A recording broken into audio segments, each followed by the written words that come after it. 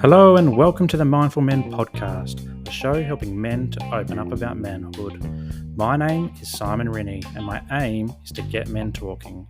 From mental health to fatherhood and everything in between, Mindful Men creates a safe space for conversation. Now, before we get into this episode, I want to say a huge thank you for joining me. It means a world for you to join me and talk about men's issues. And if you love what you hear, please subscribe and share the episode with your mates. You can also join the conversation on Instagram and YouTube, and I'd love to connect with you there. But for now, sit back, relax, and let's get mindful. G'day guys, and welcome to another episode of the Mindful Men podcast. I'm your host, Simon Rennie, and today we're getting mindful about self-sufficiency and sustainability as well. I'm really excited. I'm a big fan of today's guest, actually. I have to admit, I've been watching him on YouTube for a long time. I've got Mark Valencia from Self-Sufficient Me on the line. How you going, Mark? G'day, Simon. Yeah, really good. How are you? I'm very well, mate. I'm just up the Bruce Highway from you and it's bucketing down with rain. So it's probably a good day to be out of the garden and pick your brains around my garden because I've got some plants that won't grow anything. But Mark, you're a husband, you're a dad, but you're the man behind Self-Sufficient Me, and it's a YouTube channel with 1.85 million subscribers, and it's just phenomenal. So congratulations on that huge number. I'd like to start off by finding out a bit more about you and your background and what life was like growing up. And then I understand you had a bit of time in the military, so I'd love to hear a bit about that as well. Okay, no worries. One of the first things that comes to mind, not many people have asked me about my early childhood. I usually start at my military career and the end of it. And then I talk a little bit about my grandfather, who was one of my mentors and one of my father figures, and also was self-sufficient himself, an ex-farmer and all that. But yeah, I haven't really talked much about my childhood. So for me, a single parent, my mother raised us. My father, he was an immigrant from Croatia. He got cold feet when I was born. So my mother sort of had me, and that day, he disappeared and never saw him again until I was getting married. I was conceived in Lightning Ridge, so in the opal fields of Lightning Ridge, if you could imagine it, in the middle of bloody nowhere where they mine the opals. And for all we knew, he could have fallen down a shaft and never be seen again, which plenty of people have happened out there. And anyway, 30 years later, one of my uncles was visiting Lightning Ridge, and he was walking down the street, come across this old fella at 60, and he goes, "I know you. You're bloody Mark's father." And they started talking because they'd actually came over together from Yugoslavia. At the time, it was, Yugoslavia. And he basically shamed him, saying, "You know what he's doing now? Your son's in the military. He's getting married next week." Lo and behold, he reached out and sent us a check for our marriage of $1,000, which was a lot for someone who was sort of living on the quiet in the opal fields there, and not a lot of money. And then he wanted to rekindle our relationship. So we went to the Ridge, my wife and I, and we had a young son by that time, was only about 3 months old, and stayed there in 50-degree heat. But it was odd meeting up with him after all that time, and it was kind of awkward. And it must have been really awkward for him as well, because we had a good time and all that. But after that, he sort of disappeared off the map. I think he went to Melbourne somewhere, didn't return any Christmas cards, and was totally gone. But I was lucky because as a young boy, I had all these other mentors around me, especially male mentors, which is important for a young boy. And I had uncles, I had my grandfather, who was pretty much my dad, and they were all good men, or still are good men. My grandfather passed away years ago, but I suppose I didn't need a dad, and I'd never felt like I missed out. My mother was an extremely good mum. She still is, very caring and hardworking, and juggled a lot of things to get us kids where we got. And so I had a pretty happy childhood growing up in Toowoomba.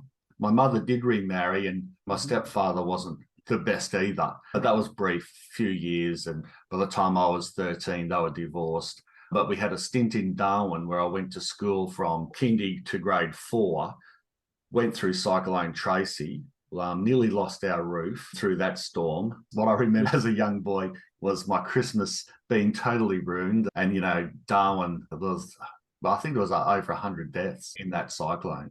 And so after that, we moved to Toowoomba and lived with my grandparents for many years because we were pretty poor.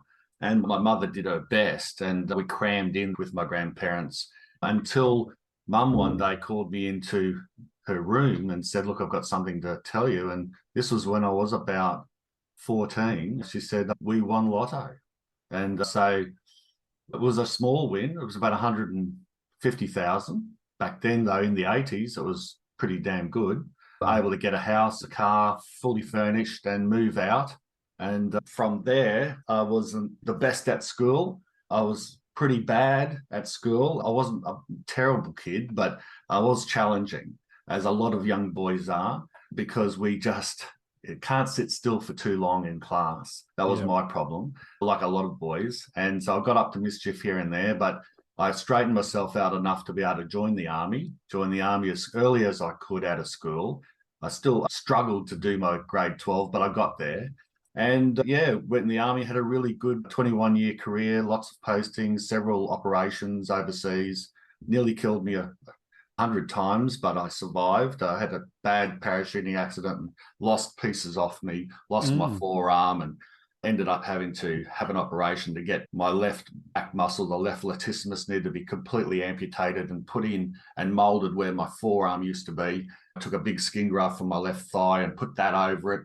And eventually I got my feeling back in my hand and my arm, and I'm fine. And I left the military to look after my boys because it was getting too tough to put them in childcare. And I didn't want them to sort of grow up disjointed and sort of going around Australia, not having a stable childhood.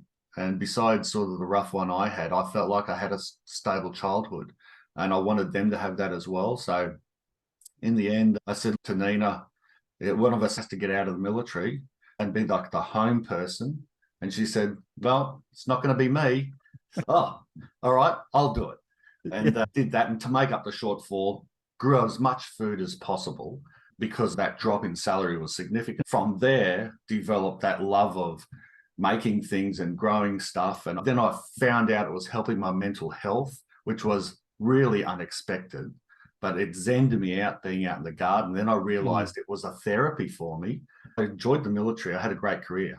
But after that, all these good things came out of my garden, not just the food and the boys seeing things coming out and eating healthy and having that healthy lifestyle.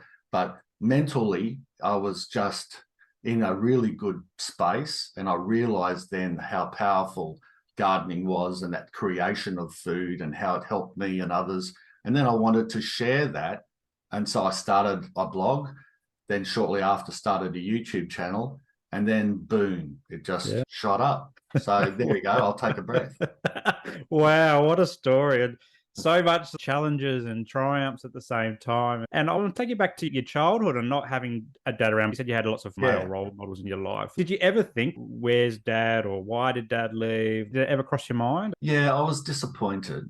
I was. And I conveyed that, not always, not to my mother, but, to my grandfather. But they'd always say, "Don't worry, you've got me." Well, they didn't even have to say that. Like my mother had 5 sisters and they all married and they all had strong marriages. And I had 5 really great uncles that they just took me under their wing. Every one of them was different, but every one of them had really good traits. And even one of them that's passed away now was an aerobatic pilot. And in my earlier years in the military, I went up to Darwin, and that's where he was living because they started their business. They moved to Toowoomba subsequently, but they started Steelcon construction and they built a lot of Darwin, especially rebuilt it after the cyclone. And I lived with him for a few years, and he was Italian born and very self-sufficient himself. He liked making his own salamis. He insisted on cooking most of the time himself. He'd rather cook at home than eat out. And he had all these local connections. So I just felt like I never needed a dad because I had several of them. And whether they naturally picked that up because of our family network or they felt sorry for me, I don't know. I just had that. So I was lucky, but then that was the older days. I think these days it's a little harder. It's a little harder to find male role models. I don't know exactly why. Maybe we're all much busier now, or there's a lot more pressures. But yeah, I was kind of lucky.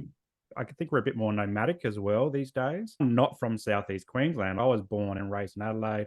My wife, she's from Tassie, and we met in Canberra, and then we've been around as well, just chasing little green pastures all over the place. And I think there's a lot of people doing that a bit more these days than they may have done 20, 30, 40 years ago. So you kind of lose that village of raising kids. Yeah, I think that's a lot of truth to that. The lifestyle is a little bit more, like you said, nomadic, where we do have that opportunity to be able to travel and move around more. And perhaps our village or even family is more scattered. And so you might see them at Christmas maybe, but they're not in the same area as that they used to be. Yeah, and I guess we've had COVID as well the last few years, so that's even disconnected people more physically, although we've had a bit of an upsurge in things like Zoom and all the other types of platforms, which has been handy. But certainly, I think the disconnect from that original village and the traditional village makes an impact. But your mum winning the lottery, that must have been life-changing for her. Can you talk us through a bit about some of the emotions that might have come from that? And did that set you up? Yeah, for most of my teens then, and which was at a critical time through early high school, then right through, where we were borrowing and reusing clothes. And nothing wrong with that, but not having our own space, having to live with the grandparents. So we felt like we were always impeding. And they were very welcoming and didn't care, but we did. So my mother, of course, would always put a bid in to get maybe a housing commission place. We did have a housing commission place in Darwin, but we hadn't qualified in Toowoomba at that time. So it just came at a time when we really needed it. So it was incredible. It was an incredible feeling to go from sort of nothing to having all this stuff, all your furniture. It was enough. It was enough just to have a little bit of a nest egg left over, but to buy a house in a good area up the top of the range in Toowoomba, have a brand new car, a good Sony stereo for me. Like Christmas was just amazing. Like she didn't win a million. Like I think there was about 10 winners on that night, and she was one of them and got 150,000. But it was back then enough for a house, car, and furnished and a good life then for several years, and still struggled. Didn't have a lot of money to splash around, but was able to go on a little holiday once a year to the Gold Coast and go into a high rise and have an apartment there for a week. And yeah, we had a lot of things that we thought we'd never get. It's amazing. I feel warm and fuzzy just hearing the story after, particularly Cyclone Tracy and all the impacts of that as well and moving around. But you mentioned you joined the military as soon as you could. What was the draw towards the military? Well, my thinking was I wasn't very well educated. I sort of squandered my high school years. I mean, I just passed maths and English, and I think biology, and I failed just about everything else. Physical education, I think I got a B because I was quite physical, and I always liked playing cricket and sports. So yeah, that's typical boy stuff, though, for most of us. We like the outdoors, we like running around, and we're good at that stuff. Not so good at sitting down and studying at that age anyway. I was much better later, much more disciplined later when I was going for promotional courses. And I actually did education courses, 2 of them in the military. One was 6 weeks long, and I went away to Melbourne and just did 6 weeks of schooling to get up to warrant officer class 2, which is what I finished up as. So yeah, I educated myself later in life, but at that time I was pretty much a dropout, and I was thinking, what job would I like? And as a young boy too, I would play with my little plastic soldiers and put them here and there, and I liked the tactics of the military. So I thought the army, for me, being physical, being the tactical side of things, being interesting and playing with big machines and riding in helicopters and firing weapons, I thought that it'd suit me, and it did. It suited me right down to the ground. And yeah, I did well. I got promoted quickly. I returned after about 6 years and became a recruit instructor back at the Home of the Soldier. I did a couple of years as a liaison officer, traveling around. They call it Civilian Liaison Unit, where you travel around the top end of Australia, visiting Aboriginal communities and pastoral owners and police and all that, and let them know where the army's travelling through their areas and And most of the time we just fished and rubbed shoulders with the locals. And for 2 years we did that, traveling in four-wheel drives, all the best equipment you could have. And I did a couple of overseas deployment. I chewed sand in the Sahara Desert for 11 months. That was very interesting. That was then below Morocco in the Western Sahara, around Algeria and those places. And we just traveled around the desert in four-wheel drives and just trying to keep the peace, really, and save lives. And then I went to East Timor when that blew up the first time. And then later again, when the president got shot over there, we went back over. So I had a lot of good gigs. And my last unit was a signals unit. I was a squadron sergeant major. I was in charge of discipline and physical training and that type of thing. So I had a really good career. Like I said, though, it was time to move on, especially with my injuries and everything. I was getting older. And it was time to give back to my children and family and settle things down. I think my military helped further me. I thought it might help my YouTube career, but my robotic nature just didn't help at all. YouTube was funny for me. It took me about 100 videos to sort of become myself, because I thought that being a YouTuber and my instructional background would help, because I was good at giving instruction and teaching people from a soldier's way of doing it, not from like a civilian or presenter's way or a TV and YouTube's not even TV.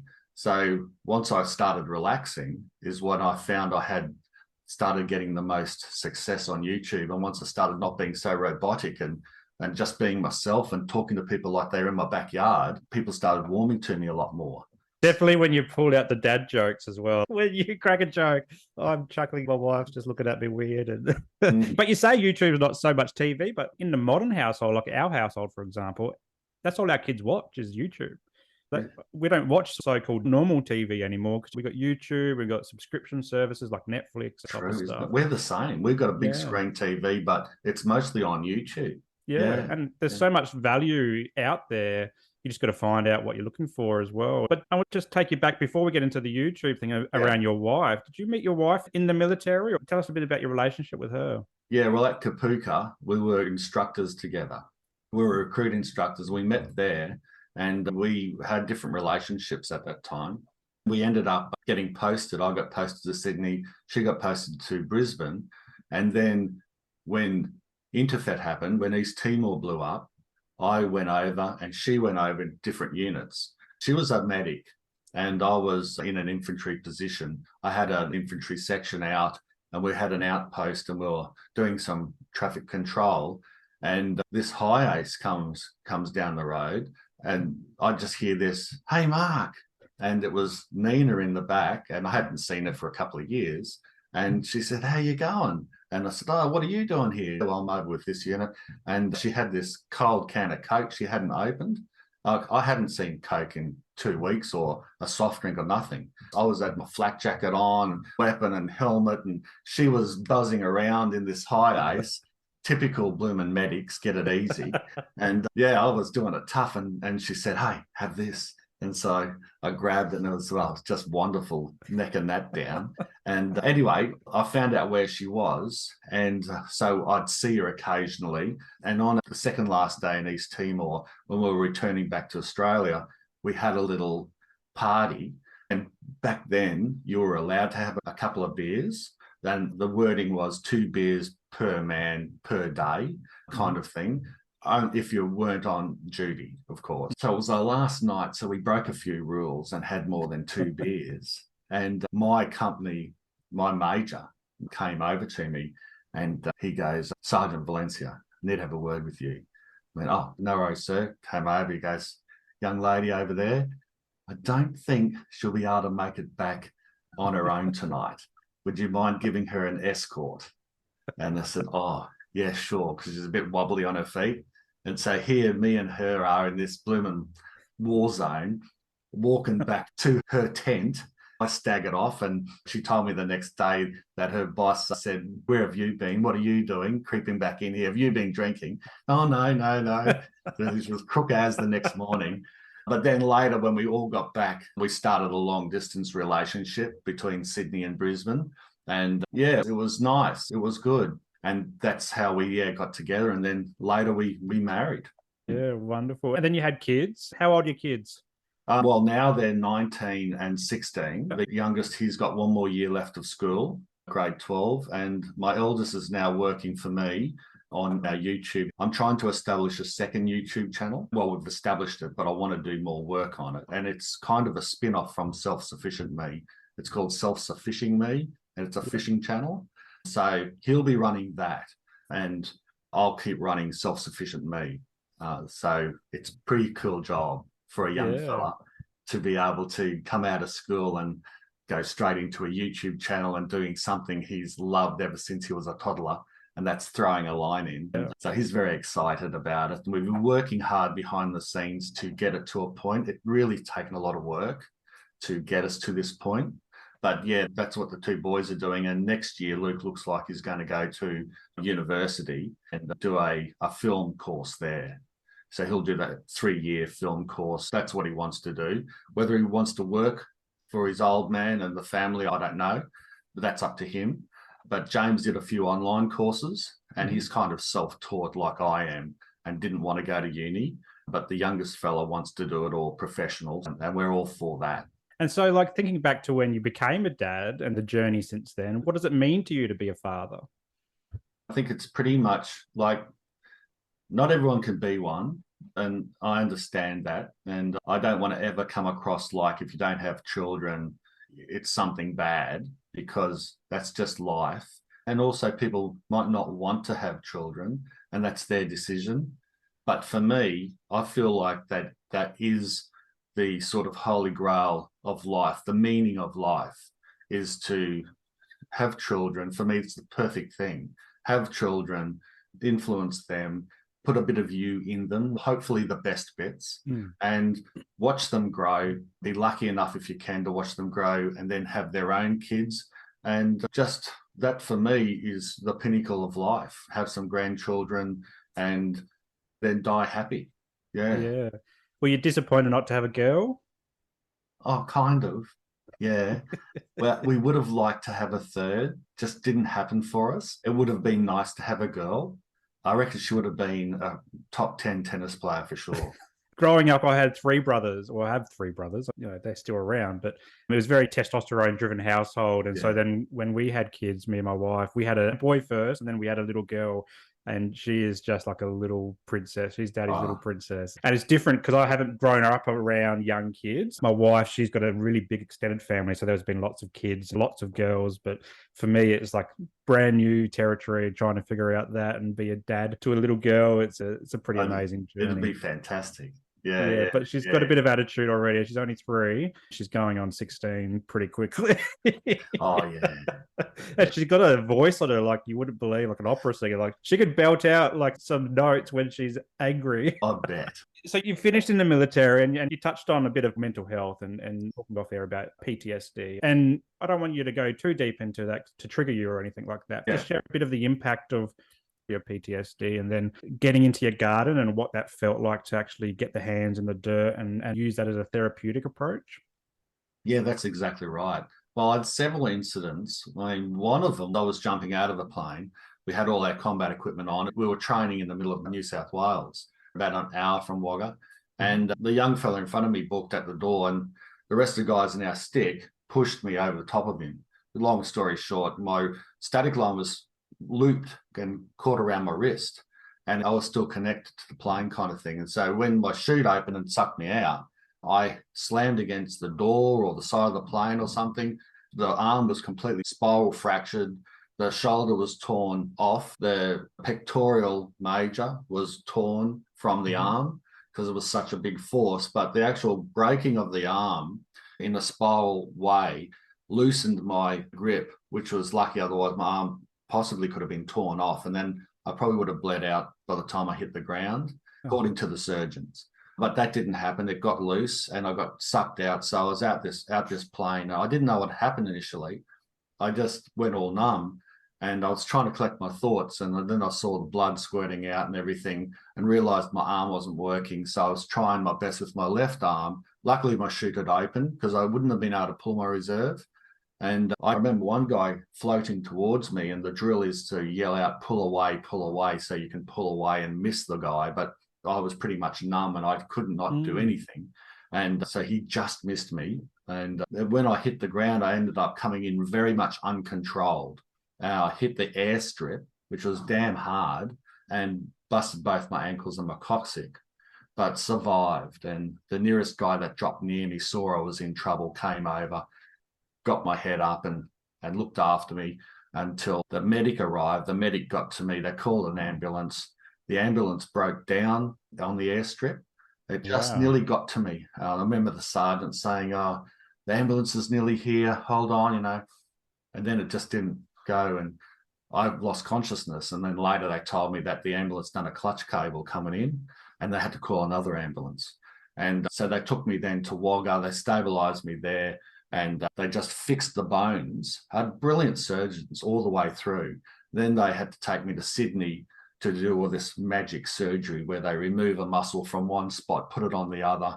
And it took me about 10 operations and a good 2 years to recover from that incident.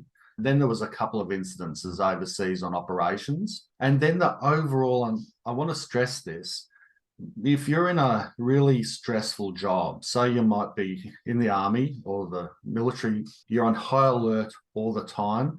You in the police force, you might be in a high stressful blooming corporate position, or a nurse or something like that that's seeing a lot of trauma and you're under a whole lot of stress. If you're at stress a lot and it's abnormally long hours that you're under stress, that can affect you. You don't have to be a soldier on the battlefield. You don't have to be seeing a lot of terrible stuff to get mental health problems or to get post-traumatic health problems or disorder. You can be anyone and get that from just sheer high stressful situations.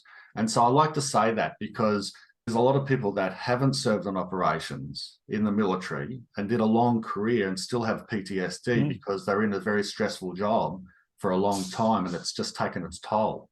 And for me, the problems I have is public places, and I've got to get over these phobias or whatever you want to call it, these stresses that trigger me off.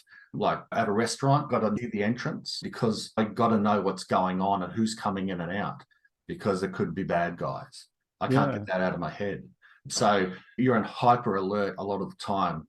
And it just depends on what mental health issues you've got and how they came about and all that. So I've got those types of problems. Luckily, my family and friends all know it because I've been very open about it. And that's the best thing you can be, is just open, almost jovial about it, accept it. And that way they'll help you deal with it. So it's really easy for me. If we go out for a dinner, people will leave that chair open for me. I'll be the last one in and there'll be a chair pointing back towards the entrance. And I'll feel always comfortable with that. Look, sometimes it's not appropriate to be able to do that and I get over it. And I'll sit down there, but people will know and we can have a joke about it. Your back's to the entrance, Mark. Yeah, righty, But all that helps to be open and talking about it. And so I've got a number of those types of problems that you're always dealing with. But getting out into the garden, I just didn't expect that to help me. Towards the end of my military career, the last 12 months, I just needed to get out. So I would leave the barracks at lunch. I would leave and I'd go find a park and I'd just have quiet time for an hour and then I'd go back to work. And then I started on the weekends or after work, spending a few hours out into the garden. And I realized, like you said, getting your hands dirty. I don't wear gloves where possible. But getting my hands dirty, smelling the earth, it just zenned me out. And I started to realize it really calmed me down. And if I was feeling ever stressed, I would be straight outside. If I'm at home, straight outside, get into the garden. Now I know what to do. I'm happy in 15 minutes. And I just think that it's that nature thing. It might not just be the garden. It could be a walk on the beach if you're nearby. It could be a walk in the park. Whatever calms you down, it's that nature thing. It's that human need for smelling the fresh air and getting away and getting out into nature that I think helps a lot with mental health issues and all that. That's the best way I can describe it. And then later, doing the YouTube thing, I get a real lot of help myself by helping other people. I get a really good satisfaction out of getting that feedback that, Mark, I feel really good. I started a garden actually for mental health reasons because you said so. And I was blown away. You've saved my life. I mean, that's pretty amazing. I've got probably 100 of those emails of people just starting a garden for the heck of it and having a good time. But there's others that ex-servicemen and that have actually written to me and said starting a garden saved their life. That is great.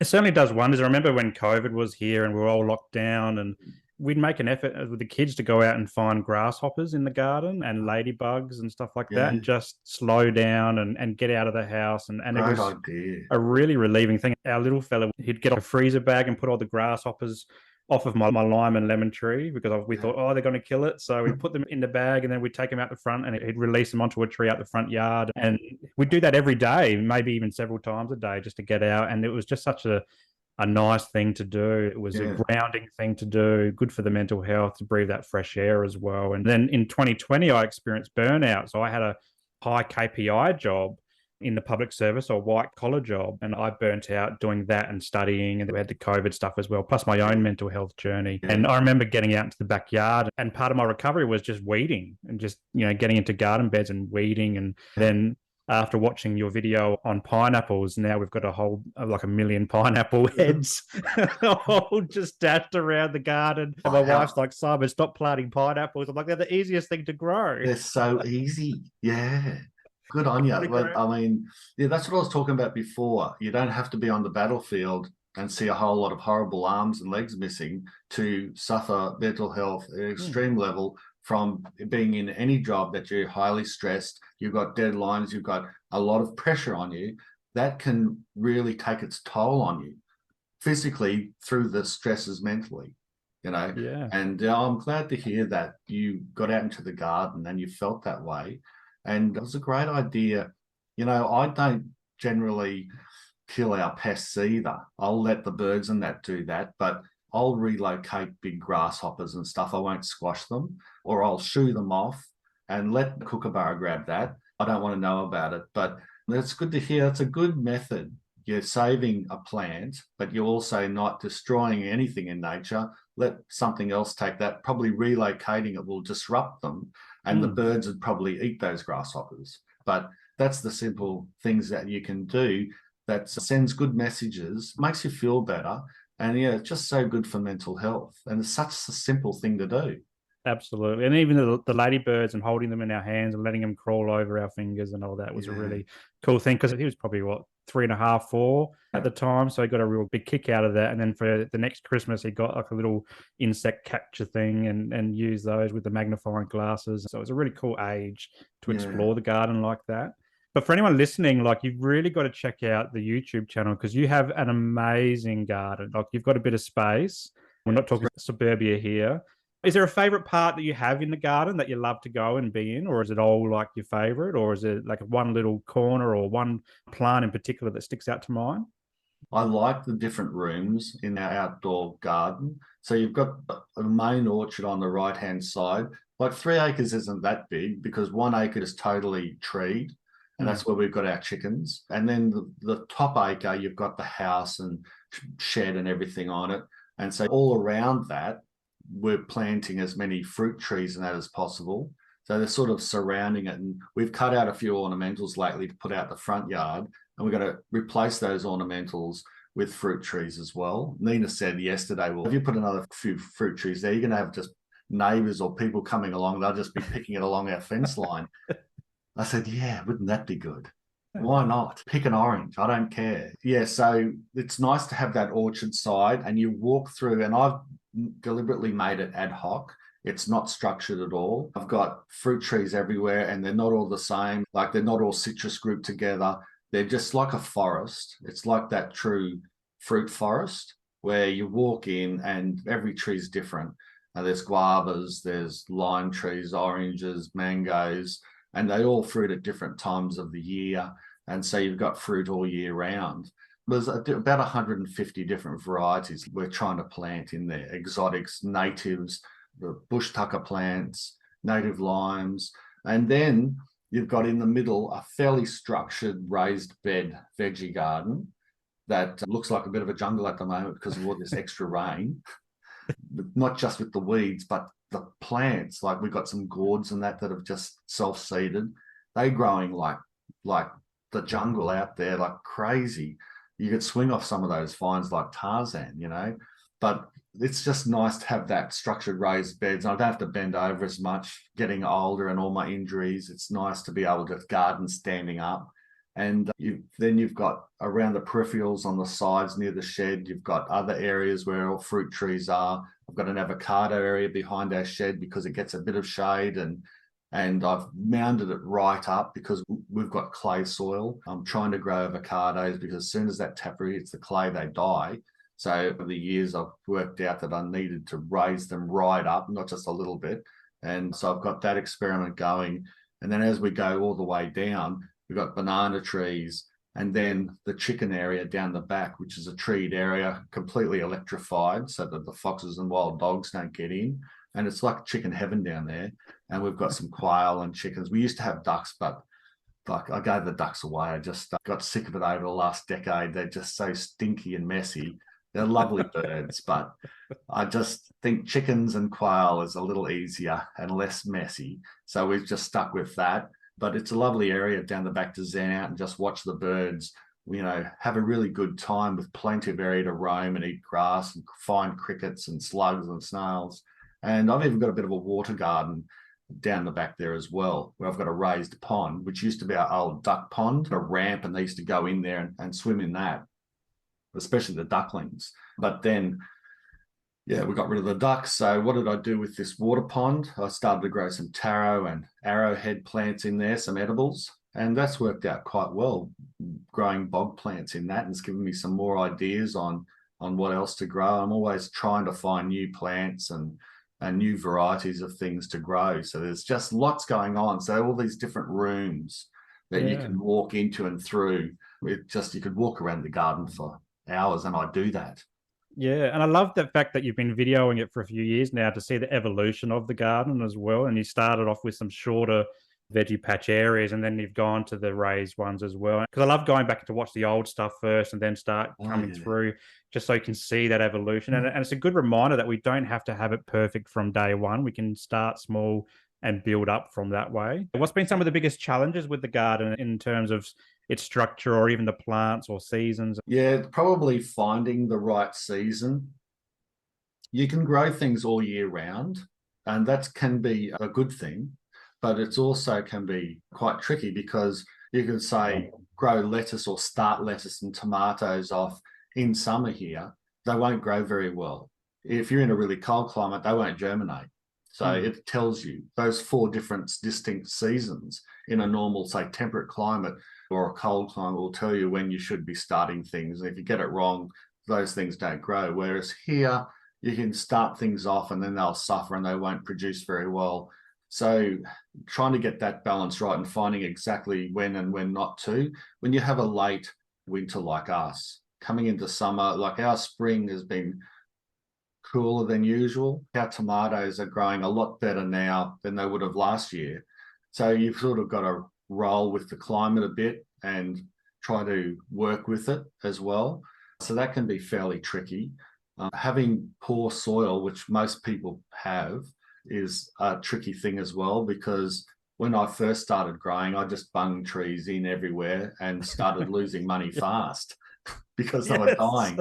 You know, $30 an avocado tree, it was starting to get very expensive until I started working out that avocados don't like clay soil and certain other plants do and they don't. So where to plant where, how much topsoil have I got in that spot? That's a better place for that tree. And then you work things out. So that was challenging for me for the first 5 or so years.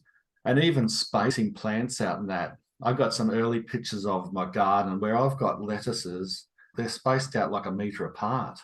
I mean, it's like, what poor use of a garden bed is that, you idiot?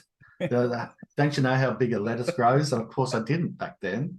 And there's like a desert between all these lettuces. And these days I've grown them a lot closer. They help each other out. They shade each other out a bit. It's better for the harsh sun, especially through our spring coming into summer, you can get that last crop in. So I've understood a lot more about spacing and about what to grow when, and soil. So all these important things, and sunlight, where to plant things that get enough sun. So sun, soil, and timing, I think, are probably the three big ones.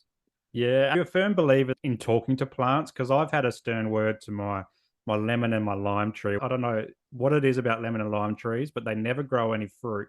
And so this year I said to my lemon tree, they're both next to each other, I said, if you don't start growing this year, you're out next year. And now it's growing lemons, but my lime tree is dragging its heels. So, do you talk to your plants? Are you one of those people? The good old threat. I was invited to give a talk to this church hall. About 100 people or so turned up. It was really nice. It was a really lovely chat and everything. And this lady put her hand up and she said exactly what you said. Do you talk to your plants?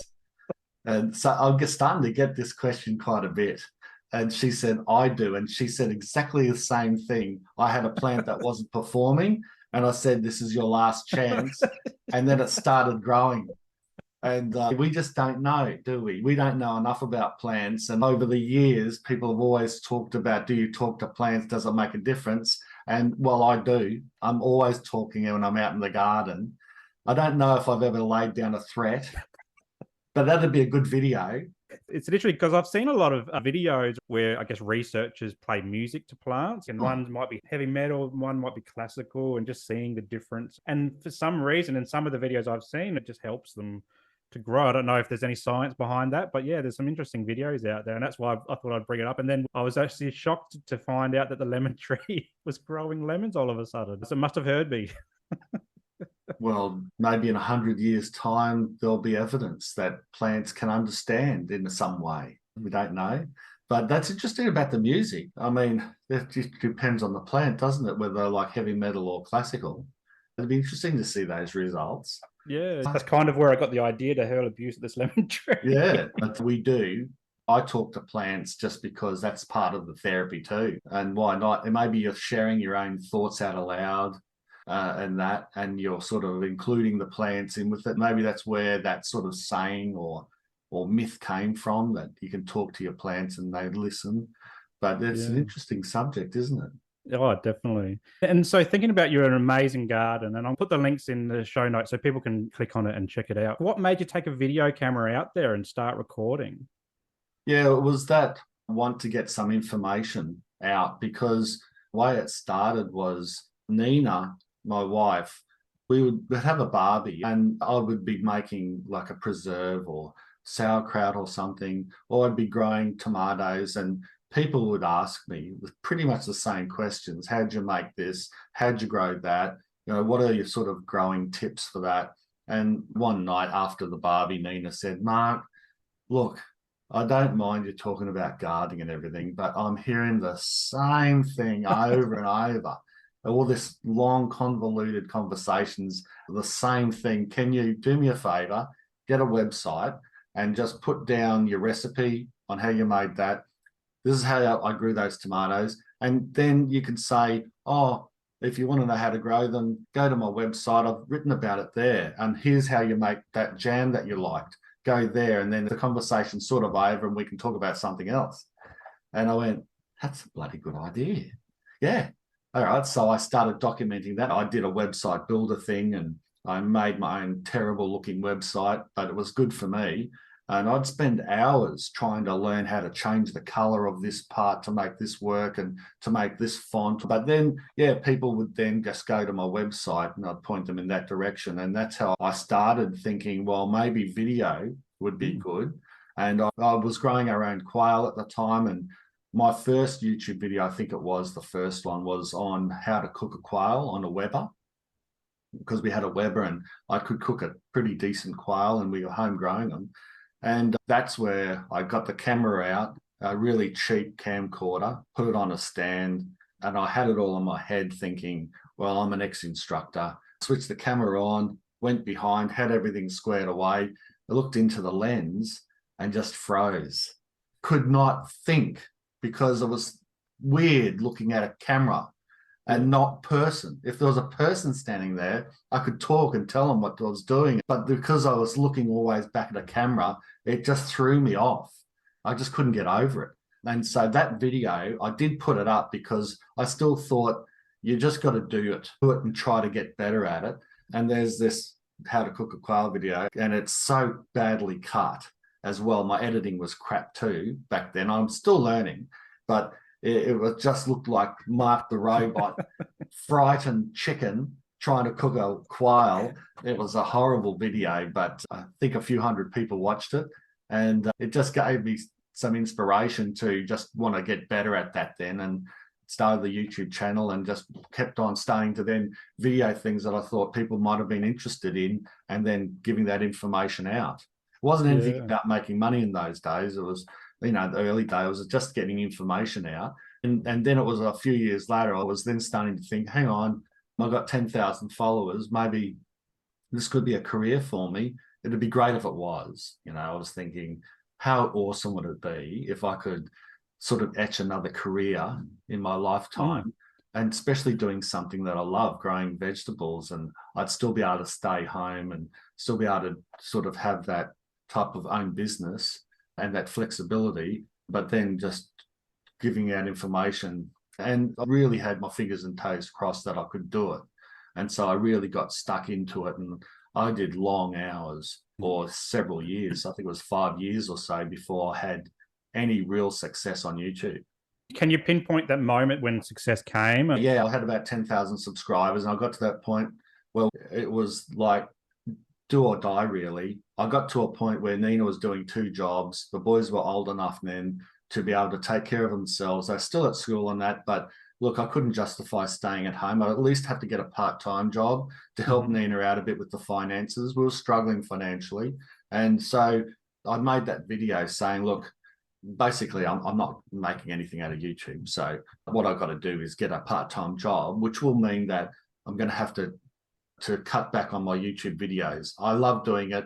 I wish I could do it forever, but it's not practical. I got a big heap of support out of that. Lots of people wrote to me and commented and emailed me and said, oh, Mark, like they offered even money and all that.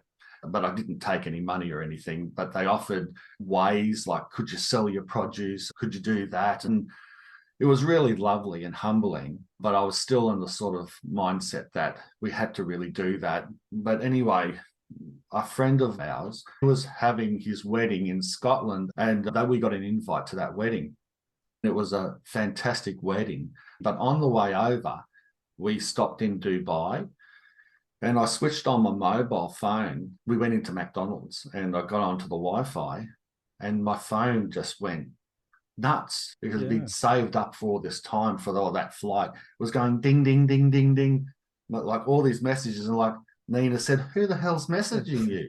I said, I don't know what the hell's going on. So I'm looking at all these phone going crazy, and it was YouTube, and it was, congratulations, you've got your first 1,000 likes on a video. Congratulations, you've got your first 1,000 subscribers in one day. It just went crazy. And I had to look back 6 months earlier, and this is when I started to loosen up.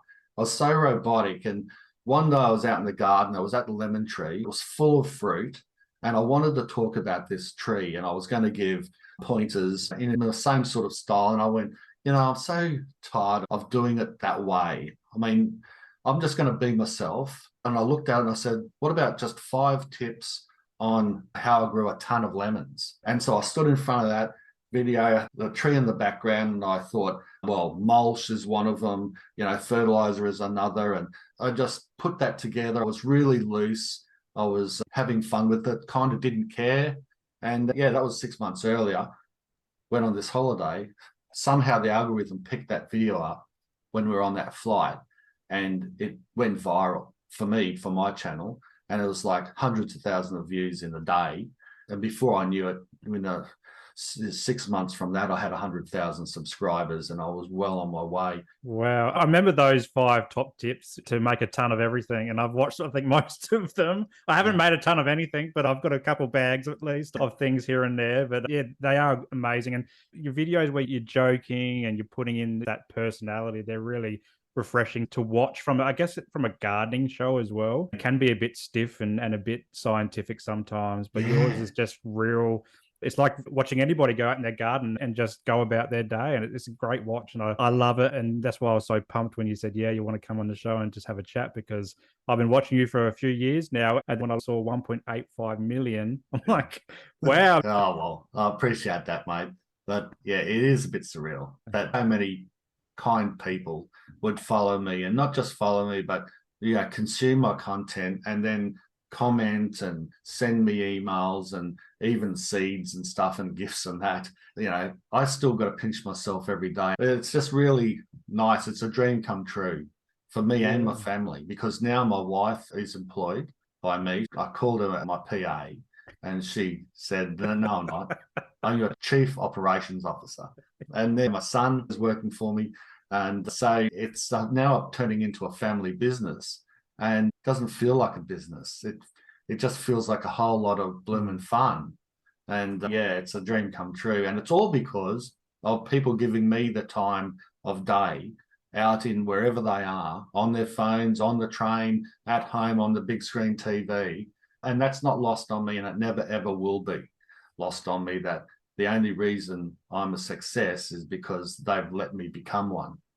Congratulations. And I'm excited to see how the fishing show comes up as well. That's really exciting. In Queensland, it seems to either have a gardening show or a fishing or a four-wheel driving show. So you could probably do all three in one. That'd be an amazing feat.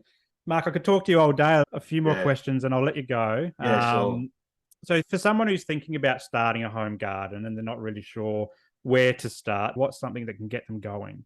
I'd really like to advise to grow in raised garden beds, because then you don't have to think about your soil. You can put a whole heap of organic rubbish in the bottom, and most people have that in their garden. They need to do some pruning and trees and that, and they can throw that into the base, and that saves on fill. And then you can get some good premium soil from a reputable garden place and get that in. And there's a quick way to have a raised garden bed that's got already good organic sort of start in it, and you know it's going to grow good premium veggies in it because it's good premium soil. That is my preferred option. If budget is really tight, we get some recycled hardwood or something from the tip maybe, or wherever you can grab it that hasn't had any sort of chemicals put on it, and make your own beds out of that. If you really don't want to build anything but you still want to get started, have a go at just in ground. That's how most of us all started. Get rid of a square meter of grass and then hill up that soil in some little mini furrows so that you've got a bit of a raised up area, and that's where you plant your plants. And maybe buy seedlings first rather than trying from seed. Seedlings aren't that expensive. If you go to local markets, they usually sell like 10 seedlings for $1 or something, and grow what you like. Find out what's in season at that time too, because you want to grow at the right time of year, and get something you like to eat. Don't get something that's easy to grow or someone thinks is easy to grow. It's important to encourage you to keep getting at it, and having success is growing something you like eating. So then plant them in that space and nurture it, and give it a bit of fertilizer, liquid fertilizer, whatever, and then have success first in a small bit, and then start empire building as you go. Nice and easy, nice and slow, doesn't overwhelm you, and you'll soon have a big veggie garden, because it's inevitable. Once you get success in that first square meter, you're going to, I'm positive, you're going to want more. Yeah. And if you have no idea what to plant, just put a top of a pineapple in and you'll be all right. Yeah. Just bung it in, just throw it on the ground and it'll be done. Yeah. Well, any pineapple you got from the supermarket, cut the head off it. Don't even try rooting it or anything in a glass of water, all that stuff you see online. Just bung it straight into the ground, wherever, even in the shade, and it'll grow. Yeah, they're growing crazy at my house. Or how can people find you? You've got the YouTube channel, Self-Sufficient Me. Have you still got the website going up as well? Yeah. Self-Sufficient Me. I have a website editor now, Celia, who does a lot of my repurposing of my videos and transcribes them onto blog form for those who like reading more. And we're also documenting more plants, and she's doing her own writing, and I have a couple of other writers from around the world even that do recipes and all that as well. So we're trying to get the recipes from something they've grown. So it's that orientated, not necessarily just recipe for recipe's sake. They've grown the produce and then they're making something out of what they've grown. So we're developing more and more on the website. Then I've got my YouTube channel, Self-Sufficient Me, and I have a forum, Self-Sufficient Culture, the culture of self-sufficiency. Not a lot of people know about that, but I'm also on there a little bit. I should be on there a lot more. And that's a good way for people to get into like our self-sufficient community, and an easy way and a free way to ask questions and that type of thing and get access. And yeah, like I said, we're developing a new channel called Self-Sufficient Me. Hopefully we can grow that into a really good, fun channel as well. And that'll have some crossover with like getting fish and fish frames and making fish fertilizer and cooking with fish and with the produce from the yard. Do you still have the Patreon up and running? I do have a Patreon page. People can go on that. I have a $25 tier.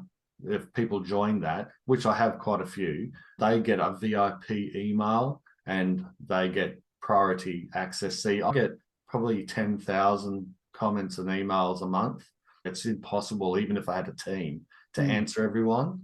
So that's why I created that, so that those people then can get access if they really need to or want to, and I can mentor them getting their garden set up or whatever. Yeah. Now, are you on TikTok is the next question. I am on TikTok, yes. Are you doing any dances or anything like that? Look, I'm not a fan of TikTok, to be honest. I'm there because I understand that the young people like it and some older people. And so what we do on TikTok is all my stupid stuff. Like, I think one got to 1 million views the other day in a short period of time. I was talking about beans and I farted. It was a fake fart, but you know, that type of thing does well on TikTok. It's not like premium gardening content, but if you want a bit of a laugh, all my terrible bits put on there. And on Facebook, I'm there as well. Yeah, the different platforms that I'm on. Wonderful. Now, the last question I like to ask my guests is to plug something that makes you feel good. So it doesn't have to be anything related to what we've been talking about today. It's just something that you might be watching or listening to, or a book you're reading, or a self-care activity, or it could be something that you're doing in the garden that you can pay it forward so that maybe some of the listeners that are tuning in can go, yeah, I might check that out too. There's a whole lot of things. I mean, like YouTube, if people are listening to this on a podcast and haven't got onto YouTube and looked at the gardening section on YouTube, there's like a plethora of content creators. There's thousands of them, and there's lots of little channels that are very consistent and constantly doing their best to entertain and to inform. And they're not making a heck of a lot of money out of it at all, but they're out there every day doing it just for the passion of sharing gardening. So I would say get on YouTube and just search gardening, and then just have a play and go through all those thousands of content creators just creating content about gardening, no matter what you sort of like to garden. It could be flowers, could be fruit and veg, whatever. But that would be my broad thing that I would say. And of course, Mindful Men. Get subscribed to that podcast and keep listening to Simon. Oh, I love it. Thank you so much. And as a content creator myself, that's how I find other content as well, and see what other people are doing, and like to support them as best as I can as well. So I appreciate the plug there, and thanks so much for sharing that insight. But Mark, I've had an amazing time having a chat with you. I'm so pumped that you came on, and I was one of those 10,000 emails a month where it popped out. You're like, oh, I might check this out. And I'm so thankful for your time today. Thanks so much for coming on. Thank you, Simon. Thanks for the invite. It's been a pleasure talking with you. It's been really good fun, mate.